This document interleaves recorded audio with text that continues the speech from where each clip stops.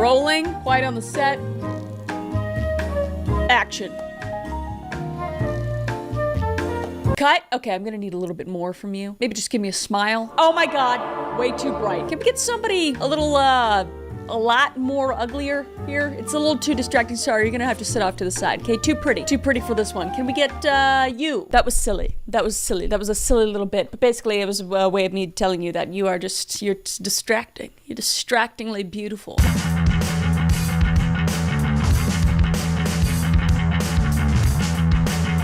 I the scallywag for always going to the movies by myself despite having a girlfriend? Huh. Okay.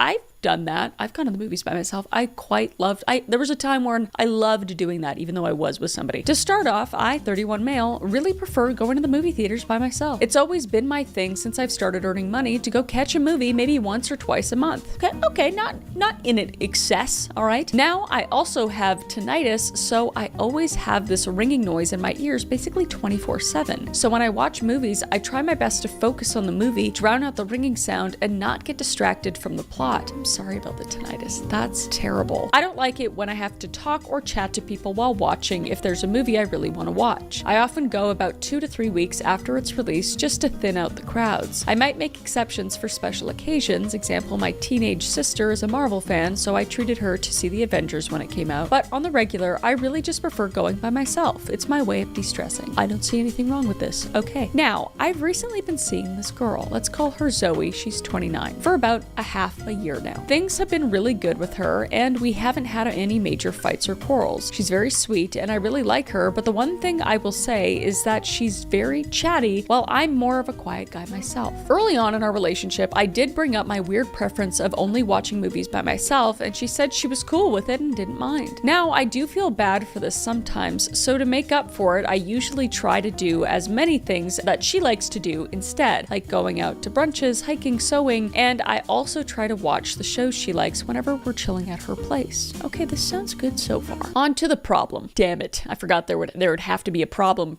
for it to be posted here. A few days ago, I finally went to see the new Avatar movie since it had already been almost a month since it came out and the crowds have finally thinned out. Since it was about 3 hours long, I thought I might as well go out to dinner with Zoe afterwards and texted her. Plans were made and everything was good. I go into the cinema and go to my assigned seat and saw that my row of seats was almost empty, save for 2 women about 2 spaces away from mine. As I was sitting down, the woman closest to my seat suddenly said my name. I didn't properly see her in the dark, but it turns out that it was an old coworker of mine from a previous office I had worked at, and the other lady next to her was her friend. I said hello and made some polite small talk, but when the film started, I kept quiet and focused on the film like usual. They were a bit chatty during the film, but not so loud to be distracting, so I didn't really mind. I'm not gonna give any opinions about the movie here as I'm not a diehard Avatar fan, but all in all, I thought it was pretty good. When the movie ended and I was exiting the cinema, my old coworker caught up to me to chat for a bit as her friend was going to the restroom. As we stepped out from the cinema, I thought about texting Zoe to see where she was when I actually saw her by the entrance of the cinema. Oh, shit. You can explain this though. It looks really bad. I understand. Okay, I see where we're going. I remembered I actually didn't text her the timetable of the movie I was seeing, and she had apparently been waiting there to surprise me. She asked who it was I was talking to, and I introduced her to my old coworker. After saying goodbye to my coworker, we left to go get dinner, but I can tell that Zoe's mood had suddenly shifted and soured. Make it very clear, okay? Communication is key here. Her bad mood persisted all throughout dinner and the evening, but I waited until we were in the car to ask her what was wrong. Well, there's your first mistake. She said that she was upset that I had gone and watched a movie with some other woman, while I had never once even bothered to invite her to watch. What made it worse was apparently she was a big fan of the Avatar movies, a fact that I did not know and she had only brought up at the moment. I tried to explain that it was just pure coincidence that I met with her and that we weren't even seated directly next to each other and that I only chatted with her to be polite, but she was still upset and even started to shout and cry a bit. Oh, she said that watching movies was my special thing and that she was hurt that I allowed some stranger to take part of that special thing when she couldn't. He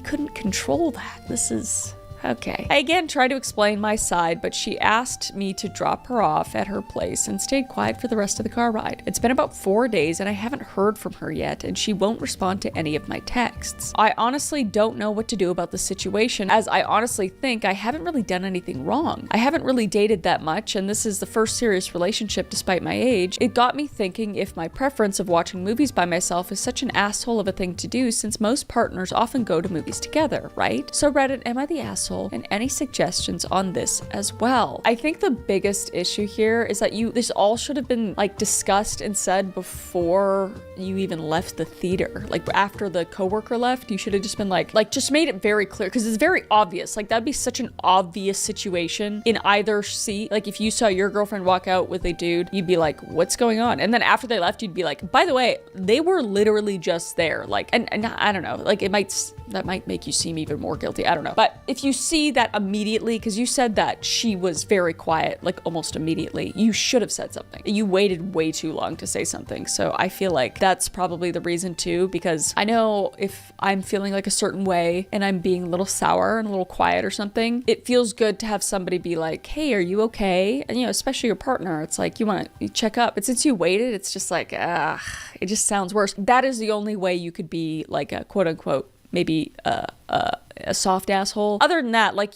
what you did going to the movies is fine. You couldn't help that, and you were just being a polite person. I don't see anything wrong with that inherently. I think it's just the way you handled the situation. But it doesn't give her necessarily an excuse to not hear you out. But comments say, come on! You waited all the way through dinner to say something? Yeah, exactly. That will never help your case on any future crazy situations like this. It's sad because at first, not the asshole, agreed, but you immediately knew her mood went sour. You had a whole dinner without talking about it or bringing it up. You let that thought fester in your mind. You knew what her attitude was about. Everybody's the asshole. That's kind of how I feel. I feel like you're both not willing to hear each other out. OP responded to that and said, I knew her mood shifted, but at the time I didn't really know why or what was the cause. If it was just a minor issue, then I thought a bit of a lighthearted small talk and food might lift up her mood first before I brought it up. If it was something major, then I wouldn't really want to make a scene in public anyway. Also, the restaurant we ate at was a place we both really like. If we made a scene there, it would forever be associated with that and would be harder to return to. I don't like that. I feel like you're making excuses. I don't like that. Another comment says, few things, bro. 1, you're not the asshole for having that solo preference. 2, I'm concerned a bit how you didn't know your girlfriend loved them so much and you didn't know that. 3, have you taken your girlfriend to a movie with you and asked her to let you focus on the film? I mean, he said that they watch shows together, so. 4, your girlfriend has some insecurity issues that I personally wouldn't waste my own time on anymore, because I'm at the point in my dating life where I don't want to teach people how to be mature enough for a relationship with me. You sound really fun.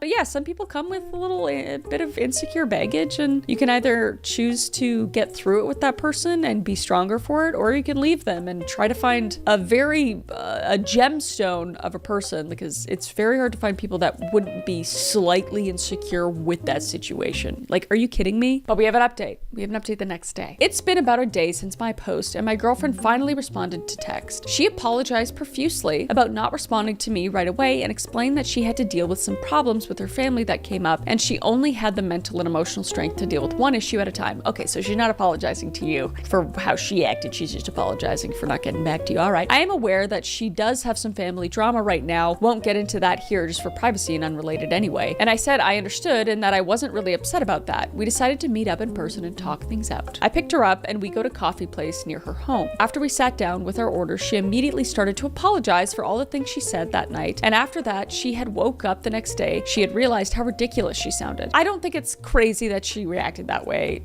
and it came to that, and she maybe spiraled, especially over dinner where you didn't address it at all. I feel like the spiraling was very human. It's okay, so I like how she's handling this right now. Now, a few of the comments on my post mentioned her insecurities and stuff like that, so I wanted to touch up on that. I said that I accepted her apology, but I also needed to know where her line of reasoning came from and what caused her to have an outburst like that. She then confessed that about a year before she met me, she had caught her now ex-boyfriend cheating cheating on her. Context is a beautiful thing. You know, there's reasoning. There you go. She said that she went to surprise him with lunch one time and had caught him walking out their workplace with his arm around one of his female coworkers. She was having PTSD, my guy. So when she once again was waiting to surprise me at the movie theater and saw me walking out with another woman, she had severe flashbacks to the moment when she caught her ex and her anxiety flared up. It also didn't help that her best friend, who she usually asks for advice from, apparently really doesn't like me. A few months after we had met, her friend apparently warned her that I was too quiet for a guy and that I gave a shady vibe. I apparently looked like the type of person who kept secrets.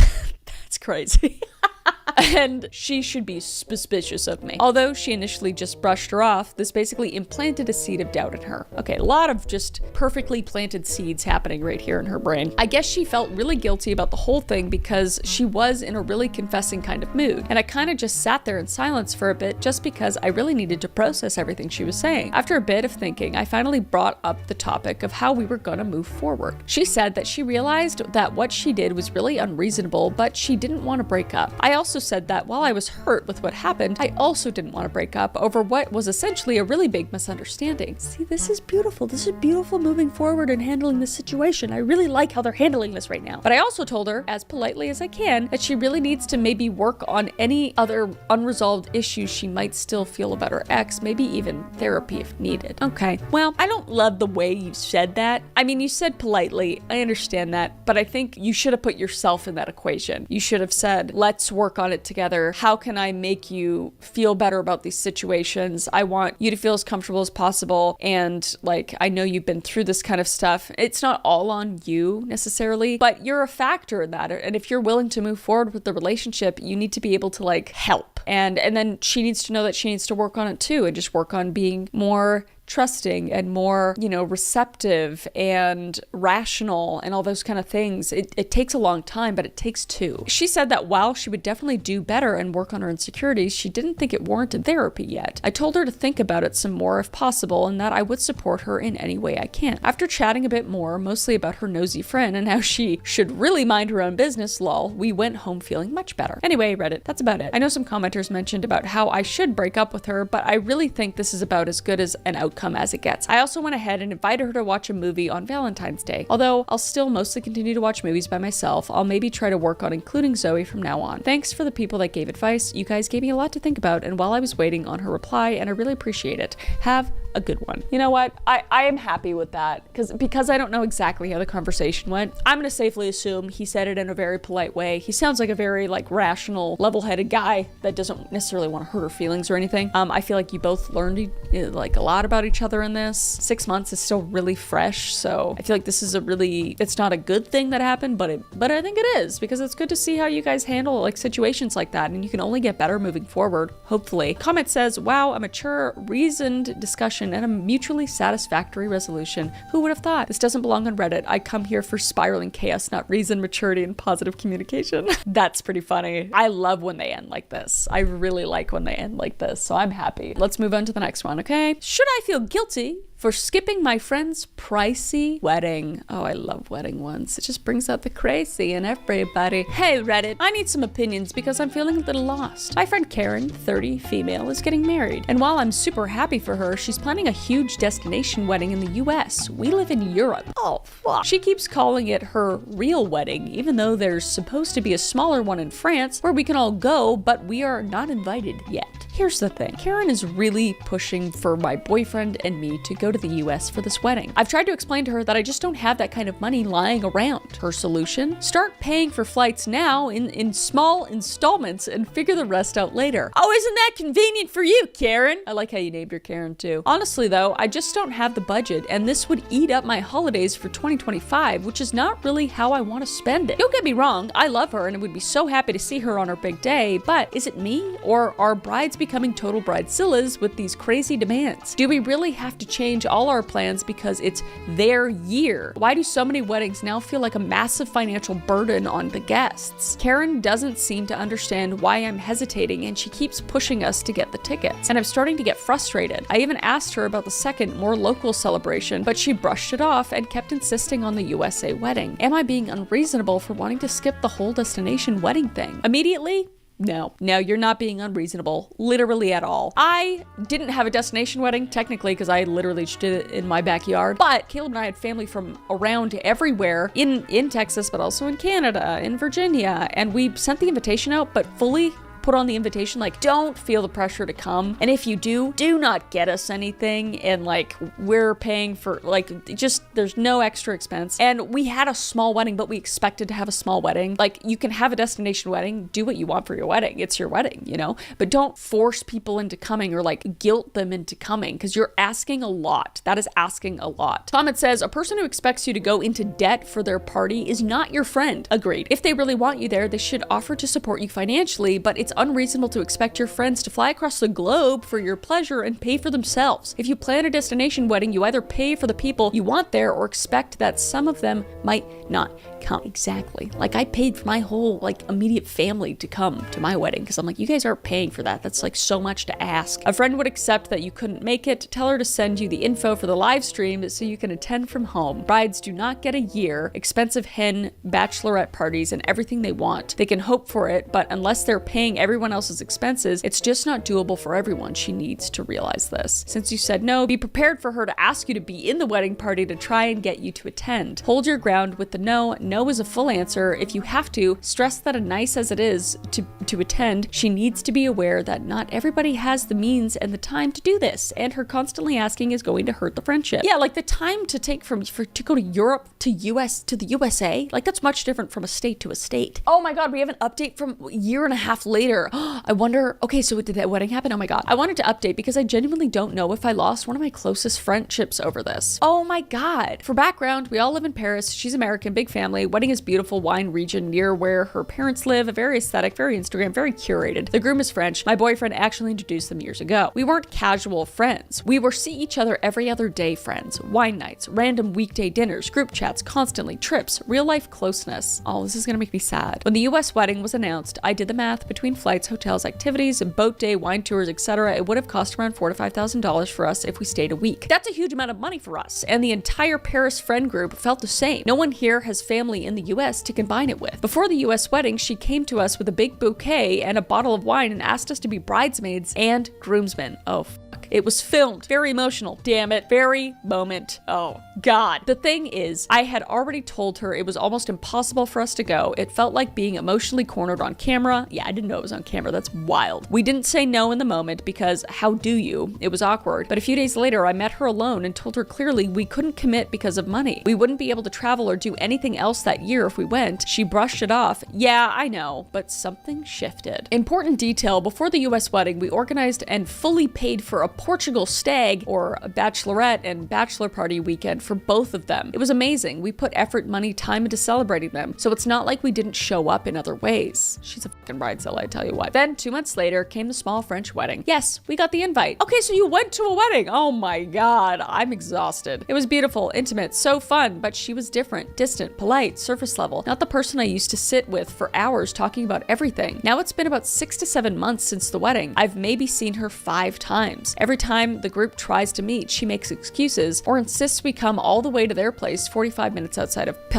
instead of just meeting centrally where all of us live. It feels like a subtle barrier. Meanwhile, she messages my boyfriend weekly for work advice. Let's meet soon texts, professional warmth. But with me, it's cold. How's work? How's life? End of conversation. I've tried reaching out. A few, let's go for coffee and a chat messages. Always, yes, soon, but it never happens. After a while, I stop chasing. And I can't help but feel like I didn't fit into the wedding storyline she imagined. The American bridesmaids flew in, the Instagram content happened, and dream aesthetic was fulfilled. The Paris girls didn't. Did we get quietly downgraded? I don't know if she's consciously resented us for not going. She is. Or if weddings just reorganize people's emotional priorities. But it feels like I lost someone who used to be one of my closest friends, and that makes me really sad. Am I overthinking this? Did I underestimate how much not going would hurt her? Or is this just what happens when expectations don't match reality? I think she is extraordinarily self-centered, and you just found out this way, because that is wild for you guys to plan the bachelorette and bachelor party and take time to go there to Portugal, another destination, you know, albeit not as far, but still that's crazy and really nice. And to go to the France wedding, she's asking for way too much, and I think you're better off. Yeah, comment says she consciously resents you at least. I think she's probably staying so friendly with your husband just to rub in. Oh yeah, I forgot about her being so lovey-dovey or whatever with your husband. That is absolutely to just be an asshole. She's so friendly with your husband just to rub in how distant and disappointed she is with you now. She's pissed that you didn't do your part to make her Insta-worthy wedding your top priority. Let that friendship go. She proved herself to be a shallow, mean girl. Stop reaching out. Stop including her in group get-togethers. Just stop. She loves that you're chasing her. Absolutely. And she's not done punishing you Paris girls for not going into debt for her wedding. Fuck that shit. Agreed. Away with this wench. What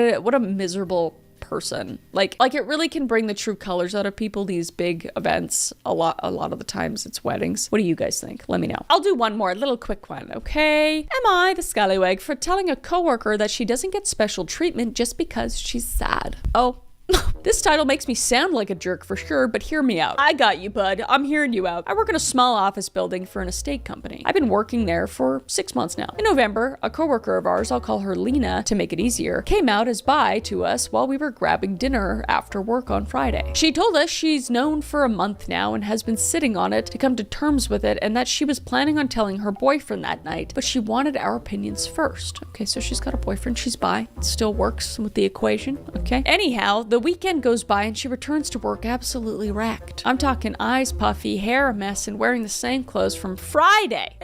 She's upset. I heard through the grapevine that the boyfriend didn't take it well and dumped her. Better off. She's better off. They've been together for 4 years apparently, so she's obviously distressed. For the whole week, her performance was absolutely horrendous. No work done, no meetings attended, absolutely nothing. Our team leader was good friends with, he says Luna now, it was Lena before, Luna, so she divided Lena's work on the rest of us just for the week, she said. But this continued on until now, and we're in February. I'm assuming that's weeks past now. Yesterday, the team leader decided to give me one of those Lena projects because this would have been her 5th anniversary with her boyfriend. I said no. I already had my own work. Fair enough. Why would I do someone's work for her and she gets paid for absolutely nothing while I'm still struggling with my salary and now double the work? The team leader threatened to write me up, so I went to HR and told her everything that has been happening, showed her the emails where the team leader gave us Lena's work and told us to be patient. On lunch break, Lena tried to corner me, telling me she's going through a rough time and that I should be supportive. I told her I was supportive, but now she's just milking it. She comes and goes as she pleases because the team leaders cover for her. She doesn't work because her work gets handed to us, and it's not fair. I told her that just because she's sad she got dumped, that doesn't mean we all need to pick up her slack. We all have our lives and problems, but we don't make it each other's problems. She called me a C-word, and I just walked back to HR and told her what happened. They were both called in for a meeting, and she's now facing possible termination, according to